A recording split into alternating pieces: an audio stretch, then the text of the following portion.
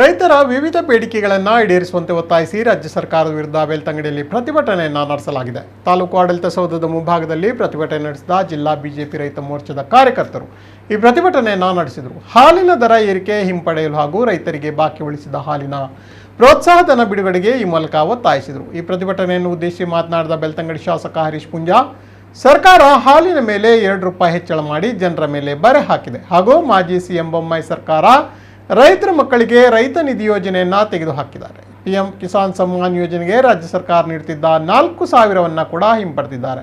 ಇಷ್ಟೇ ಇಲ್ಲದೆ ಭೂಸಿರಿ ಯೋಜನೆ ಕೂಡ ಹಿಂಪಡೆಯಲಾಗಿದೆ. ಇದು ಸರ್ಕಾರದ ರೈತ ವಿರೋಧಿ ನೀತಿಯಾಗಿದೆ ಎಂದು ಸರ್ಕಾರವನ್ನು ಟೀಕಿಸಿದರು. ಬೆಳ್ತಂಗಡಿ ಪಟ್ಟಣದಲ್ಲಿ ಮೆರವಣಿಗೆ ನಡೆಸಿದ ಬಿಜೆಪಿ ಕಾರ್ಯಕರ್ತರು ತಾಲೂಕು ಆಡಳಿತ ಸೌಧದ ಮುಂದೆ ಪ್ರತಿಭಟನೆಯನ್ನು ನಡೆಸಿದರು.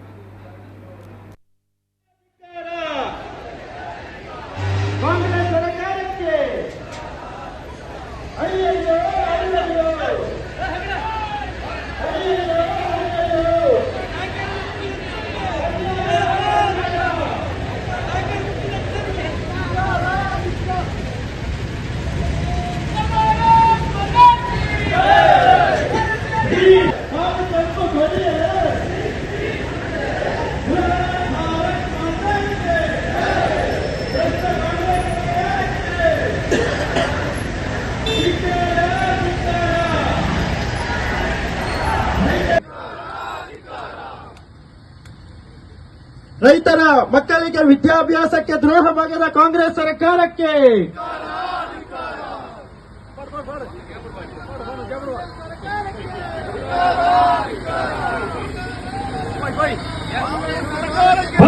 ಭಾರತ್ ಮಾತಾ ಕಿ ಭಾರತ್ ಮಾತಾ ಕಿ ಧಿಕ್ಕಾರ ಧಿಕ್ಕಾರ ಧಿಕ್ಕಾರ ಧಿಕ್ಕಾರ ಭ್ರಷ್ಟ ಕಾಂಗ್ರೆಸ್ ಸರ್ಕಾರಕ್ಕೆ ನಂದಿನಿ ಹಾಲಿನ ದರ ಏರಿಸಿದಂತಹ ಕಾಂಗ್ರೆಸ್ ಸರ್ಕಾರಕ್ಕೆ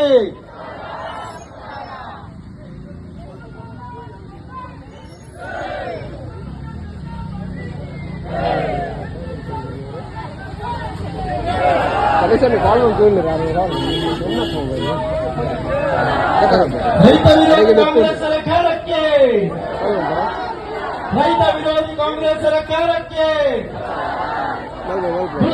ಭಾರತ್ ಮಾತಾ ಕಿ ಭಾರತ್ ಮಾತಾ ಕಿ ಭಾರತೀಯ ಜನತಾ ಪಾರ್ಟಿಗೆ ರೈತರನ್ನು ಪಾತಾಳಕ್ಕೆ ತಳ್ಳಿದ ಕಾಂಗ್ರೆಸ್ ಸರ್ಕಾರಕ್ಕೆ